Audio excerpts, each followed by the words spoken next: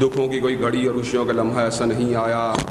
جب مالک کائنات نے اپنی تائید کو، اپنی نصرت کو اور اپنی حمایت کو آپ کے شامل حال نہ فرمایا ہو۔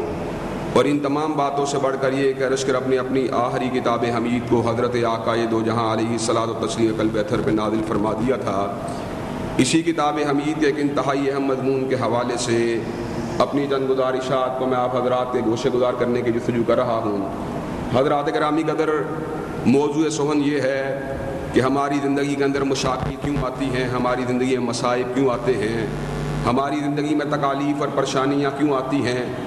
جب ہم ان چیزوں کا صحیح معنوں میں انالیسس کر لیں گے، تجزیہ کر لیں گے،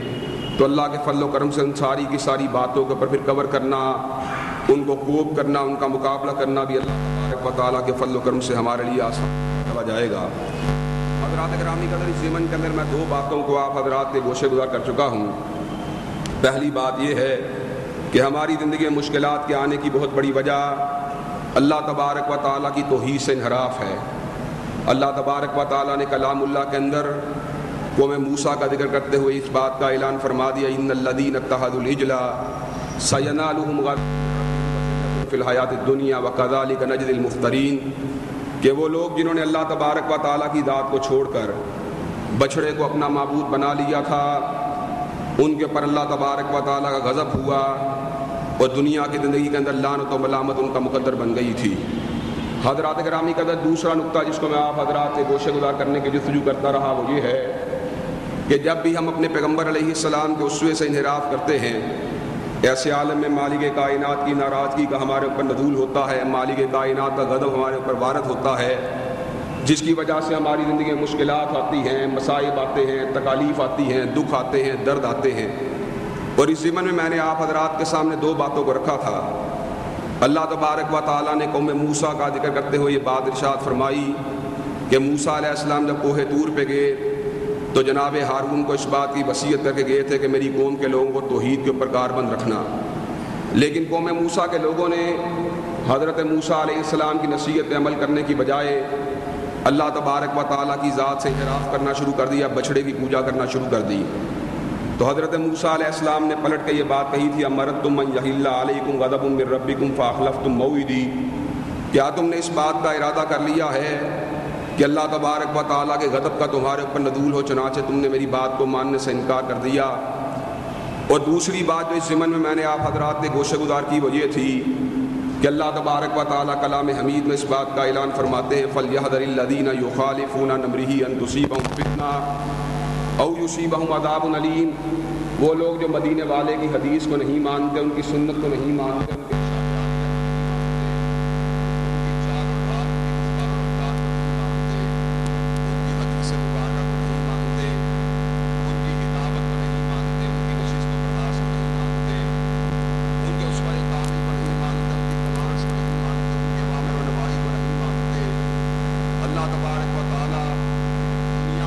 فتنے کا نشانہ بنائے گا اور آخرت میں مالک کائنات دردناک عذاب کو ان کا مقدر بنا دے گا۔ حضرات گرامی قدر، بہت سی وجوہات کو میں نے اس ضمن میں آپ حضرات کے گوشے گزار بھی کیا کہ والدین کی بات کو بلا دلیل ماننا، اپنے ائمہ کی بات کو بلا دلیل ماننا، اپنے علماء کی بات کو بلا دلیل ماننا، اپنی خواہشات کی پیروی کرنا اور دین کو اولڈ فیشن سمجھنا، یہ ساری کی ساری باتیں اسوہ رسول علیہ الصلوۃ والتسلیم سے انحراف کی بہت بڑی وجوہات ہیں۔ حضرات گرامی قدر، آج میں آپ حضرات کے سامنے اس بات رکھنے کے لیے جا رہا ہوں کہ اللہ تبارک و تعالیٰ نے کلام حمید میں اس بات کا اعلان فرمایا ہے معیشت ضنکا، کہ کوئی بھی شخص کلام سے انحراف کرے گا اس کی معیشت کو یا اس کے گزران کو اس کے اوپر تنگ کر دیں گے۔ حضرات گرامی قدر، معیشت اور گزران کو تنگ کر دیں گے، اور ساتھ ہی مالک کائنات نے اعلان فرما دیا وَنَحْشُرُهُ يَوْمَ الْقِيَامَةِ يَعْمَىٰ، اور قیامت کے دن اس شخص کو اندھا بنا دیں گے۔ حضرات گرامی کا ذرا غور کیجئے، اندھا بنانے والی بات تو بھی ہم نے نہیں دیکھی، لیکن ہماری معیشت کو تنگ کرنے والی بات، ہمارے گزران کو تنگ کرنے والی بات، آج ہم اس کا سامنا کر رہے ہیں۔ حضرات گرامی قدر، کیا آج ہم جیون کے دکھوں کے اندر مبتلا نہیں ہیں؟ کیا آج ہم سینے کی گھٹن کے اندر مبتلا نہیں ہیں؟ کیا آج ہم دماغ کی پریشانیوں کے اندر مبتلا نہیں ہیں؟ یہ ساری کی ساری باتیں کیوں ہیں؟ من اعرض عن ذکری فإن لہ معیشۃ ضنکا، جو بھی قرآن مجید کو چھوڑے گا اللہ تبارک و تعالیٰ اس کے گزران کو، اس کے جیون کو، اس کی معیشت کے معاملات کو، اس کی معاشرت کے معاملات کو اس کے لیے تنگ بنا دیں گے۔ حضرات گرامی قدر، اس ضمن کے اندر دو باتوں کو آپ حضرات کے گوشے گزار کر کے اپنی بات کو آگے بڑھاؤں گا۔ اللہ تبارک و تعالیٰ کے حبیب علیہ السلام ارشاد فرماتے ہیں ان اللہ یرفع بہذا الکتاب اقوام ویضع بہ آخرین، کہ اللہ تبارک و تعالیٰ اس کتاب سے قوموں کو بلند کرتا ہے اور اسی کتاب کی وجہ سے کئی قوموں کو ذلیل کرتا ہے۔ حضرات گرامی قدر، جب تک ہم قرآن کو تھامے رہے ہم دنیا میں معزز تھے، ہم دنیا میں محترم تھے، دنیا والے ہماری عزت کرتے تھے، لیکن جب ہم نے کلام حمید کو چھوڑ دیا آج ہم دنیا میں ذلیل ہو رہے ہیں، در بدر کی ٹھوکروں کھا رہے ہیں، ہمارا کوئی پرسان حال نہیں ہے۔ اسی وجہ سے حضرت علامہ اقبال نے یہ بات کہی تھی، وہ زمانے میں معزز تھے مسلمان ہو کر اور تم خار ہوئے تارے کے قرآن ہو کر، کہ ہم جب تک اس کلام کے اوپر چڑھتے رہے پوری دنیا کے اوپر بالادست رہے، لیکن جب ہم نے کلام حمید کو چھوڑ دیا اللہ تبارک و تعالیٰ نے ذلت کو ہمارا مقدر بنا دیا۔ اور ایک اور حدیث کو میں آپ حضرات کے گوشے گزار کرنا ضروری سمجھتا ہوں۔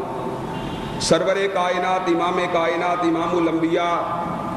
خاتم المعصومین والنبیین، حضرت محمد رسول اللہ صلی اللہ علیہ وسلم ارشاد فرماتے ہیں کہ سورہ بقرہ، میری بات کے اوپر توجہ کے ساتھ غور کیجئے، سورہ بقرہ کو چھوڑنا باعث برکت ہے اور اس کو چھوڑنا باعث حسرت ہے۔ اس کا مطلب یہ ہے کہ جب کلام حمید کی ایک سورت کو چھوڑنا ہمارے لیے حسرت کی بات بن جائے گی، تو پورے کے پورے کلام حمید کو چھوڑنا اس سے بڑی حسرت کی کیا بات ہو سکتی ہے؟ حضرات گرامی قدر، اور یہاں پر میں آپ حضرات کے سامنے پھر دو باتوں کو رکھنے جا رہا ہوں۔ وہ دو باتیں کیا ہیں؟ قرآن مجید کو چھوڑنے کا مفہوم کیا ہے؟ ایک چھوڑنا تو یہ ہے کہ اس کی تلاوت کو چھوڑ دینا، اس کو پڑھنا چھوڑ دینا،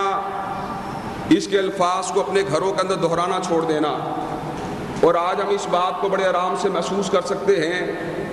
بڑے آرام سے اس بات پہ غور کر سکتے ہیں، بڑے آرام سے اس بات کو سمجھ سکتے ہیں کہ آج ہمارے گھروں میں قرآن مجید کی تلاوت موقوف ہو چکی ہے۔ موسیقی نے، ڈائجسٹوں نے، انٹرنیٹ نے، کیبل نے، دوستوں کی مجلسوں نے، فیملی کے فنکشن نے کلام حمید سے ہم کو بڑا دور کر دیا ہے۔ آج ہم اس بات کو محسوس کرتے ہیں کہ کلام حمید کی تلاوت کرنا، اس کو پڑھنا، یہ ہمارے لیے بڑا مشکل ہو چکا ہے۔ اور آج امت مسلمہ، جسے امت کہتے ہوئے ہمیں شرم آنی چاہیے، اس کا عالم بحیثیت مجموعی یہ ہے کہ امت مسلمہ کے اندر بڑے بڑے پڑھے لکھے لوگ موجود ہیں، ڈاکٹرز موجود ہیں، انجینئرز موجود ہیں، ماہر اقتصادیات موجود ہیں، ماہر صنعت موجود ہیں، بزنس مینجمنٹ کے ماہر موجود ہیں۔ آج امت کے اندر بڑے بڑے تجربہ کار پولیٹیشین موجود ہیں، بڑے بڑے تجربہ کار سائنٹسٹ موجود ہیں، لیکن امت مسلمہ کی بحیثیت مجموعی کیفیت کیا ہے کہ ناظرہ قرآن پڑھنے والوں، میں حافظوں کی بات نہیں کر رہا، ناظرہ قرآن پڑھنے والے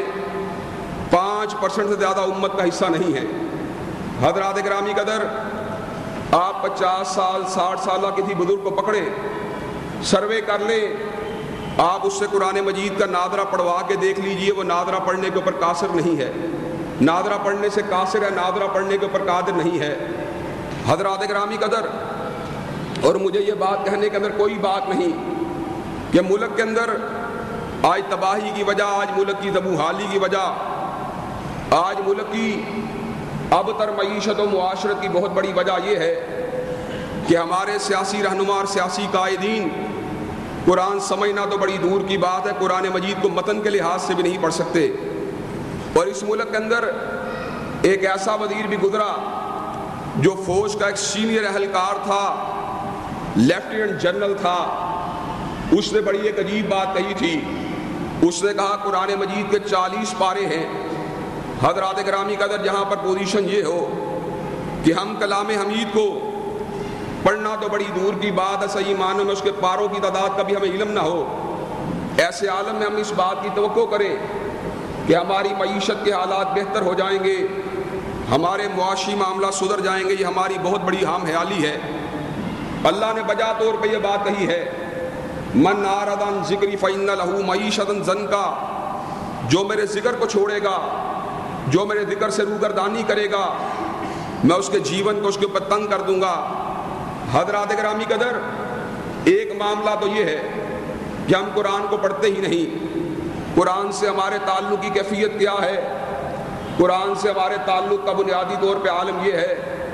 جھگڑا ہو یاد رکھ قرآن اٹھا لینا۔ بیٹی گھر سے جا رہی ہے، اس کے سر کے اوپر قرآن مجید کو ہم لگا رہے ہیں، اس کے نیچے سے بیٹی کو گزار رہے ہیں، شاید قرآن مجید کے نیچے سے گزارنے کے ذریعے اس کے آئندہ آنے والی زندگی اور سسرالی معاملات بہتر ہو جائیں۔ حضرات گرامی قدر، جب کسی کا جنازہ اٹھتا ہے تو ایسے عالم میں ہماری کیفیت کیا ہوتی ہے؟ الٹا سیدھا قرآن پکڑ کر 25-30 بچوں کو بٹھا کر ہم ایصال ثواب کے لیے قرآن مجید کی ایک مجلس کو برپا کروا لیتے ہیں۔ اور مقصود کیا ہوتا ہے؟ مقصود یہ ہوتا ہے اس کے ذریعے اپنی میت کو بخشوا لیا جائے، اپنے مردے کے عذاب میں کمی کروا لی جائے۔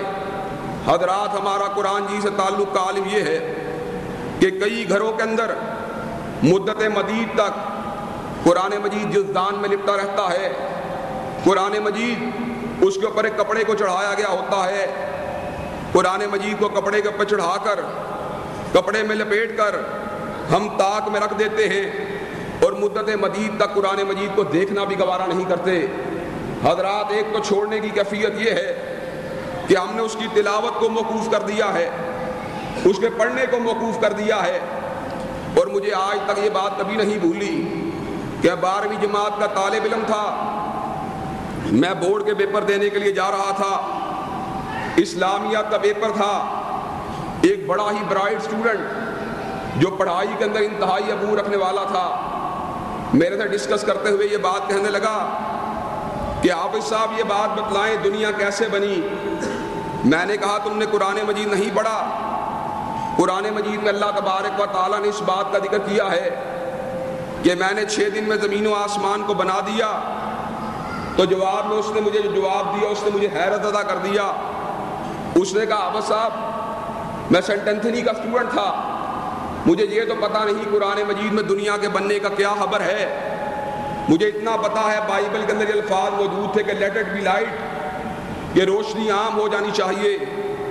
روشنی کے ذریعے پوری کائنات کو اللہ نے تخلیق کیا۔ میں حیران رہ گیا، ایک نظریاتی مملکت میں